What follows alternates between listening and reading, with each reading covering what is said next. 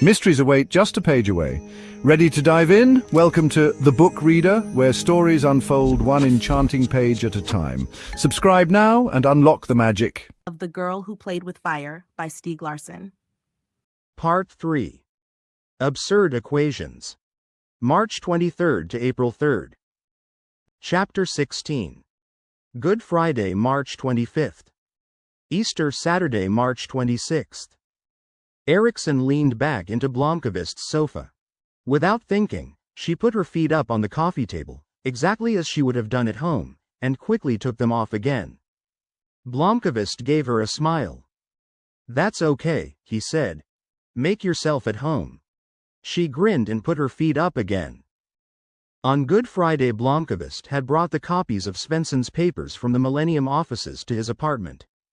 He had laid out the material on the floor of the living room, and he and Eriksson had spent 8 hours going through emails, notes, jottings in Svensson's notebook, and above all the manuscript of the book. On Saturday morning, Annika Janini had come to see her brother. She brought the evening newspapers from the day before with their glaring headlines and a huge reproduction of Salander's passport photograph on the front page. One read, "Wanted for triple murder." The other had opted for the more sensational headline, "Police hunt psychotic mass murderer." They talked for an hour, during which Blomkvist explained his relationship with Salander and why he couldn't believe that she was guilty. Finally, he asked his sister whether she would consider representing Salander if or when she was caught. "I've represented women in various cases of violence and abuse, but I'm not really a criminal defense lawyer," she said. "You're the shrewdest lawyer I know, and Lisbeth is going to need somebody she can trust. I think in the end she would accept you." Annika thought for a while before reluctantly agreeing to at least have a discussion with Salander if they ever got to that stage. At 1 o'clock on Saturday afternoon, Inspector Modig called and asked if she could come over to pick up Salander's shoulder bag. The police had evidently opened and read the letter he sent to Salander's address on Lundagaden. Modig arrived only 20 minutes later, and Blomkvist asked her to have a seat with Eriksson at the table in the living room. He went into the kitchen and took the bag down from the shelf next to the microwave. He hesitated a moment, then opened the bag and took out the hammer and the mace canister. Withholding evidence, mace was an illegal weapon and possession was a punishable offense. The hammer would only serve to support those who believed in Salander's violent tendencies. That wasn't necessary, Blomkvist thought. He offered Modig some coffee. "May I ask you some questions?" the inspector said. "Please. In your letter to Salander, which my colleagues found at Lundagaden, you wrote that you were in her debt. What exactly did you mean by that?" "Lisbeth Salander did me an enormous favor." "What manner of favor was that?"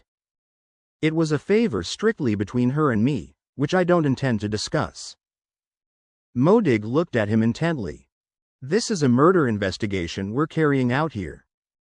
And I hope that you will catch the bastard who killed Dag and Mia as soon as possible." "You don't think Salander is that killer?" "No, I do not." "In that case, who do you think did shoot your friends?" "I don't know. But Dag was intending to expose a large number of people who had a great deal to lose. One of them could be the killer." "And why would such a person also shoot the lawyer, Nils Bjurman?" "I don't know. At least not yet." His gaze was steady with his own conviction. Modig suddenly smiled. She knew that he was nicknamed Kalle Blomkvist after the detective in Astrid Lindgren's books. Now she understood why. "But you intend to find out?" "If I can. You can tell that to Inspector Bublansky." "I'll do that. And if Salander gets in touch, I hope you'll let us know." "I don't expect her to contact me and confess that she's guilty of the murders, but if she does, I'll do everything I can to persuade her to give herself up. In that case, I would support her in any way I can. She's going to need a friend." "And if she says she's not guilty?" "Then I just hope she can shed some light on what happened." "Herr Blomkvist, just between us and off the record, I hope you realize that Lisbeth Salander has to be apprehended. Don't do anything stupid if she gets in touch with you. If you're wrong and she is responsible for these killings, it could be extremely dangerous for you. Blomkvist nodded. I hope we won't have to put you under surveillance. You know, of course, that it is illegal to give help to a fugitive. Aiding and abetting anyone wanted for murder is a serious offense. For my part, I hope that you will devote some time to looking at the possibility that Salander had nothing to do with these killings. We will. Next question. Do you happen to know what sort of computer Dag Svensson worked on? He had a second-hand Mac iBook 500, white, with a 14-inch screen. Just like mine but with a larger display. Blomkvist pointed to his machine on the table next to them. Do you have any idea where he kept it? He usually carried it in a black bag. I assume it's in his apartment. It's not. Could it be at the office? No. I've been through his desk and it definitely isn't there. They sat in silence for a moment. Do I take it that Dag's computer is missing? Blomkvist said at last. Blomkvist and Eriksson had made a list of the people who might theoretically have had a motive for killing Svensson. Each name had been written on large sheets of paper that Blomkvist taped up on his living room wall. All of them were men, either Johns or pimps, and they all appeared in the book. By 8 o'clock that night they had 37 names, of which 30 were readily identified. 7 had been given pseudonyms in Svensson's text. 21 of the men identified were Johns who on various occasions had exploited one or another of the girls. The practical problem, from the point of view of whether they should publish the book, was that many of the claims were based on information that only Svensson or Johansson possessed. A writer who knew, inevitably, less about the subject would have to verify the information independently. They estimated that about 80% of the existing text could be published without any great problems, but a good deal of legwork was going to have to be done before Millennium could risk publishing the remaining 20%. They didn't doubt the accuracy of the contents, but weren't sufficiently familiar with the detailed work behind the book's most explosive findings. If Svensson were still alive, they would have been able to publish without question. He and Johansson could have easily dealt with and refuted any objections. Blomkvist looked out the window. Night had fallen and it was raining. He asked if Eriksson wanted more coffee. She did not. We've got the manuscript under control, she said. But we aren't any closer to pinpointing Dag and Mia's killer. It could be one of the names on the wall, Blomkvist said. It could be somebody who doesn't have anything whatsoever to do with the book. Or it could be your girlfriend. Lisbeth, Blomkvist said. Eriksson stole a glance at him. She had worked at Millennium for 18 months.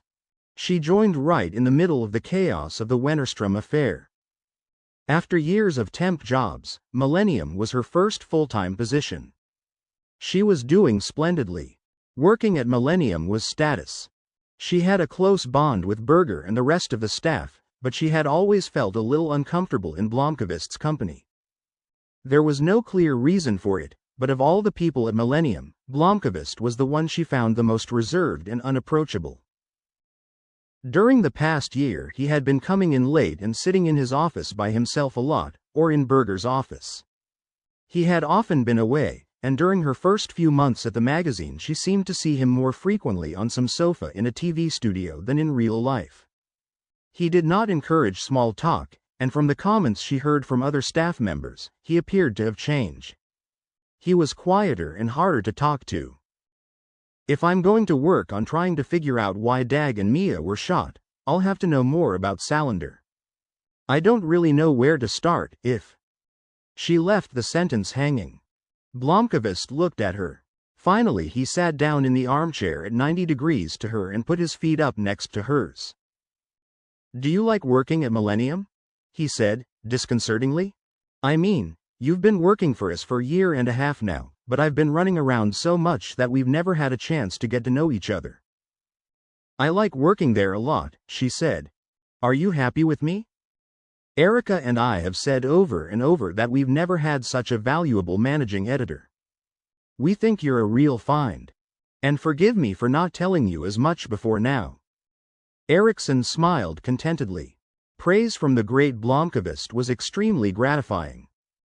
But that's not what I was actually asking about, she said. You're wondering about Lisbeth Salander's links with Millennium. You've never said anything, and Erika is pretty tight-lipped about her. Blomkvist met her gaze. He and Berger might have complete confidence in her, but there were things he just could not discuss. I agree with you, he said. If we're going to dig into the murders, you're going to need more information. I'm a first-hand source, and also the link between Lisbeth and Dag and Mia. Go ahead and ask me questions, and I'll answer them as best I can. And when I can't answer, I'll say so. Why all the secrecy? Who is Lisbeth Salander, and what does she have to do with Millennium in the first place? This is how it is. 2 years ago I hired her as a researcher for an extremely complicated job. That's the problem. I can't tell you what she worked on for me. Erika knows what it was, and she's bound by confidentiality. 2 years ago, that was before you cracked Wennerstrom. Should I assume that she was doing research connected with that case? No, you shouldn't assume that. I'm neither going to confirm or deny it. But I can tell you that I hired Lisbeth for an altogether different project and that she did an outstanding job. Okay. That's when you were living like a hermit in Hedestad, as far as I've heard. And Hedestad didn't exactly go unnoticed on the media map that summer. Harriet Vanger resurfacing from the dead and all that. Strangely enough, we at Millennium haven't written a word about her resurrection. The reason we didn't write about Harriet is that she's on our board. We'll let the rest of the media scrutinize her. And as far as Salander is concerned, take my word for it when I tell you that what she did for me in the earlier project has absolutely no bearing on what happened in Enskede. I do take your word for it. Let me give you a piece of advice. Don't guess. Don't jump to conclusions. Just accept that she worked for me and that I cannot and will not discuss what it involved. She did something else for me. During that time she saved my life. Literally. Eriksson looked up in surprise. She had not heard a word about that at Millennium. So that means you know her rather well. As well as anyone can know Lisbeth Salander, I suppose, Blomkvist said. She is the most introverted person I've ever met. He sprang to his feet and looked out into the darkness. I don't know if you want one, but I think I'll make myself a vodka and lime juice, he said at last. Sounds much better than another cup of coffee. Armansky spent the Easter weekend at his cabin on the island of Bledo thinking about Salander.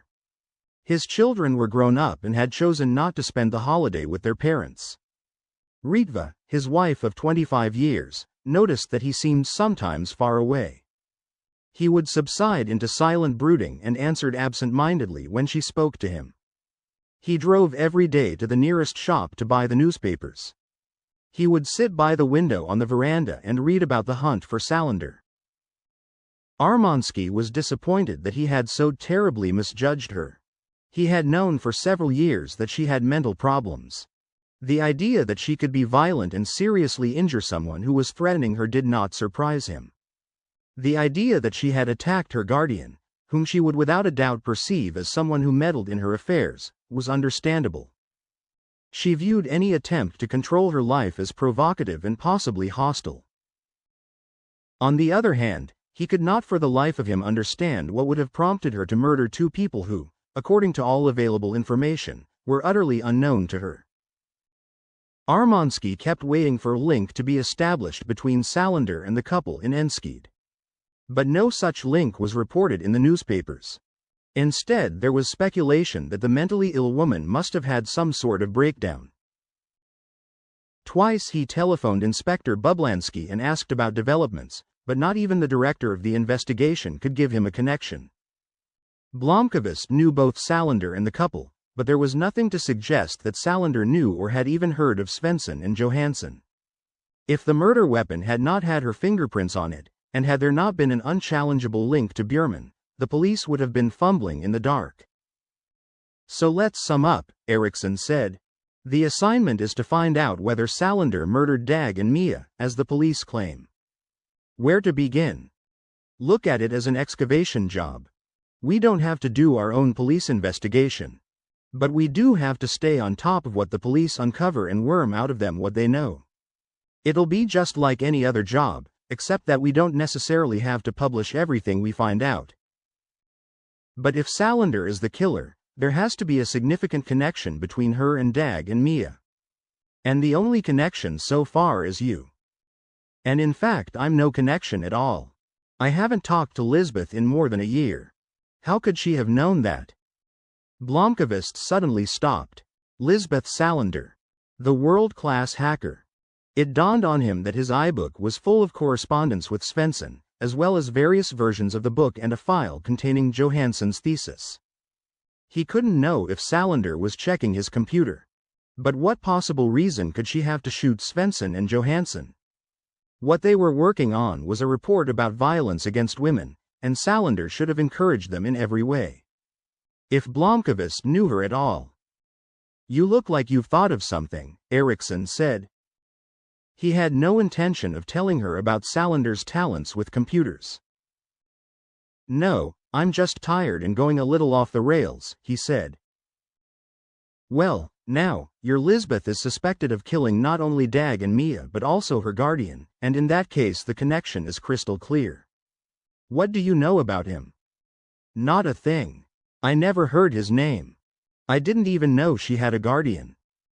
But the likelihood of someone else having murdered all three of them is negligible. Even if someone killed Dag and Mia because of their story, there wouldn't be the slightest reason for whoever it was to kill Salander's guardian as well. I know, and I've worried myself sick over it. But I can imagine one scenario, at least, where an outside person might murder Dag and Mia as well as Lisbeth's guardian." "And what's that?" "Let's say that Dag and Mia were murdered because they were rooting around in the sex trade and Lisbeth had somehow gotten involved as a third party. If Bierman was Lisbeth's guardian, then there's a chance that she confided in him and he thereby became a witness to or obtained knowledge of something that subsequently led to his murder." "I see what you mean," Eriksson said. "But you don't have a grain of evidence for that theory." "No, not one grain." "So what do you think? Is she guilty or not?" Blomkvist thought for a long time. "You're asking me if she is capable of murder? The answer is yes. Salander has a violent streak. I've seen her in action when she saved your life." Blomkvist looked at her, then said, "I can't tell you the circumstances. But there was a man who was going to kill me and he was just about to succeed. She stepped in and beat him senseless with a golf club." "And you haven't told the police any of this?" "Absolutely not. And this has to remain between you and me." He gave her a sharp look. "Malin, I have to be able to trust you on this. I won't tell anyone about anything we discuss. You're not just my boss, I like you too, and I don't want to do anything that would hurt you." "I'm sorry." "Stop apologizing." He laughed and then turned serious again. "I'm convinced that if it had been necessary, she would have killed that man to protect me. But at the same time I believe she's quite rational. Peculiar, yes, but completely rational according to her own scheme of things. She used violence because she had to, not because she wanted to. To kill someone, she would have to be exceedingly threatened or provoked." He thought for a while. Eriksson watched him patiently. "I can't explain the lawyer. I don't know a thing about him. But I just can't imagine her being threatened or provoked, at all, by Dag and Mia. It's not possible." They sat quietly for a long time. Eriksson looked at her watch and saw that it was 9:30. "It's late. I have to be getting home. It's been a long day. We can go on sifting tomorrow." "No, leave the dishes. I'll take care of it." On the Saturday night before Easter, Armansky lay awake, listening to Ritva sleeping. He could not make sense of the drama. In the end he got up, put on his slippers and dressing gown, and went into the living room. The air was cool and he put a few pieces of wood in the soapstone stove, opened a beer, and sat looking out at the dark waters of the Furusen Channel. What do I know? Salander was unpredictable. No doubt about that. Something had happened in the winter of 2003, when she stopped working for him and disappeared on her year-long sabbatical abroad. Blomkvist was somehow mixed up in her sudden departure, but he didn't know what had happened to her either. She came back and had come to see him. Claimed that she was financially independent, which presumably meant that she had enough to get by for a while. She had been regularly to see Palmgren. She had not been in touch with Blomkvist. She had shot 3 people, 2 apparently unknown to her. It doesn't make any sense. Armansky took a gulp of his beer and lit a cigarillo. He had a guilty conscience, and that contributed to his bad mood. When Bublansky had been to see him, Armansky had unhesitatingly given him as much information as he could so that Salander could be caught. He had no doubt that she had to be caught, and the sooner the better. Armansky was a realist. If the police told him that a person was suspected of murder, the chances were that it was true. So Salander was guilty. But the police weren't taking into account whether she might have felt that her actions were justified, or whether there might be some mitigating circumstance or a reasonable explanation for her having gone berserk. The police were required to catch her and prove that she had fired the shots, not dig into her psyche. They would be satisfied if they could find a motive, but failing that, they were ready to call it an act of insanity. He shook his head. He could not accept that she was an insane mass murderer. Salander never did anything against her will or without thinking through the consequences. Peculiar, yes. Insane, no. So there had to be an explanation, no matter how obscure it might appear to anyone who did not know her. At around 2 o'clock in the morning he made a decision. And that marks the end of the current chapter. Thank you for listening to The Book Reader. Stay tuned for the next episode tomorrow. Please subscribe for updates.